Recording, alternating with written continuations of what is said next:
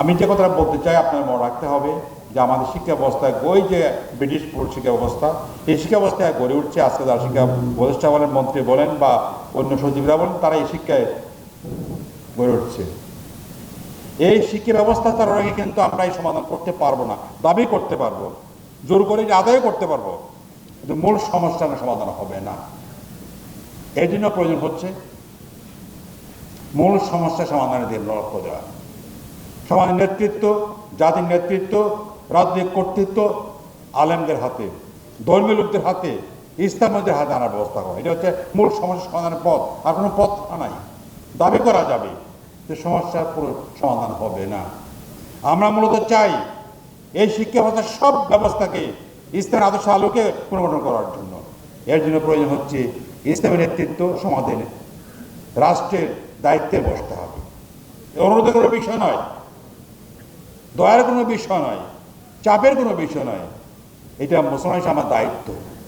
এই জন্য আজকে আমাদের চিন্তা করতে হবে যে সুযোগ আসছে আগামী 6 মাস পর নির্বাচন, ঐক্যবদ্ধ হয়ে ওলামায়ে কেরামকে, ইসলামী দলগুলোকে ঐক্যবদ্ধ হয়ে লড়াই করতে হবে, যাতে সমাজ নেতৃত্ব এবং রাজনৈতিক কর্তৃত্ব অর্জন করতে পারে।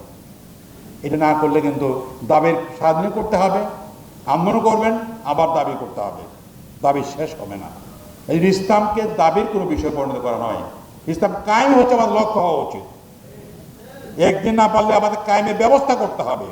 আর এর প্রাথমিক ব্যবস্থা হচ্ছে নির্বাচনে ঐক্যবদ্ধ লড়াই করে সেখানে জিতার ব্যবস্থা করা। জিত না বললেও এমন আসন পাওয়ার ব্যবস্থা করা যাতে করে আমাদের কথাকে গুরুত্ব হইতে ক্ষমতাসীন বাধ্য হয়। এই জন্য আমরা স্পষ্ট মনে করি আগামী 6 মাস পরে নির্বাচন হবে।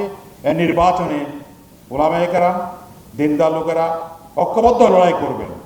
এখানে যারা ফাটল ধরাবে, যারা ওলামায়ে কেরাম বিভ্রান্ত করার চেষ্টা করবে, ইসলামের বিরুদ্ধে কাজ করবে, তরুণদের প্রতি আবেদন হচ্ছে আপনারা তাদের বিরুদ্ধে রুখে দাঁড়াবেন। কারণ ওলামায়ে কেরামকে ঐক্যবদ্ধ রাখতে পারলে আমাদের সেকুলার পন্থীদের, সাম্রাজ্যবাদের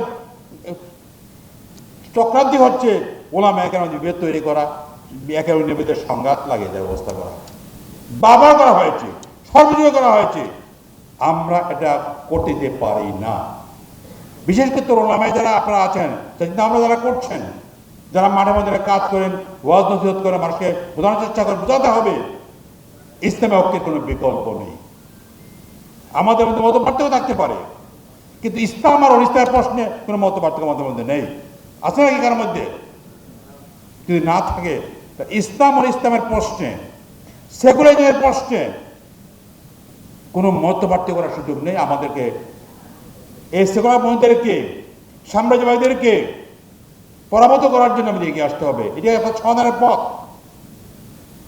তাই আপনাদের অনুরোধ করব, আমরা সবাই আসুন, আমরা রাজনীতির ময়দানে ঐক্যবদ্ধ হয়ে সংগ্রাম করি। ঐক্যবদ্ধ হয়ে সেকুলার পন্থীদেরকে, বামপন্থীদেরকে, তথাকথিত ডানপন্থীদেরকে, পশ্চিমপন্থীদেরকে আমরা পরাভূত করার ব্যবস্থা করি। যদি আমরা জয়লাভ করতে পারি, পরাভূত করতে পারি তাদেরকে, তাহলে আমাদেরকে এই সমস্ত সমস্যার সমাধান অত সহজ হয়ে যাবে।